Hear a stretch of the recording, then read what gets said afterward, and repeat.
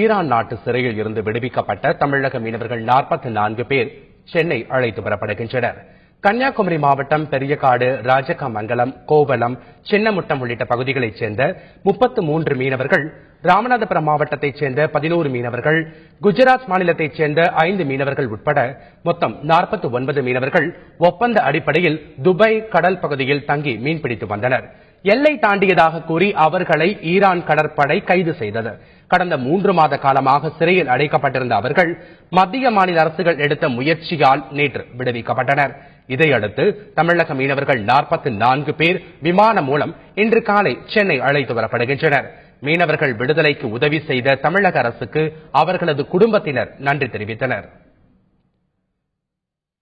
துபாயிலிருந்து கிளம்பி தமிழ்நாடு வர்றது இன்னைக்கு வர்றதாக தகவல் அறிவித்தாங்க. அந்த தகவல் கேட்ட பிறகு அந்த பையனுடைய மனைவியும் பிள்ளைங்களும் சந்தோஷமா, பெற்றோர்கள் எல்லாம் நல்ல சந்தோஷமாக இருக்கிறாங்க. இதுக்கு முயற்சி எடுத்த தமிழ்நாடு அரசுக்கு நாங்க மிக மிக நன்றி சொல்றோம், மிக்க நன்றி சொல்லுகிறோம். சந்தோஷமா இருக்கிறோம். தமிழக அரசுக்கு ரொம்ப கடமைப்பட்டிருக்காங்க. ஏமாறு மட்டும் இல்ல 49 பேரையும் விடுவிச்சிருக்காங்க.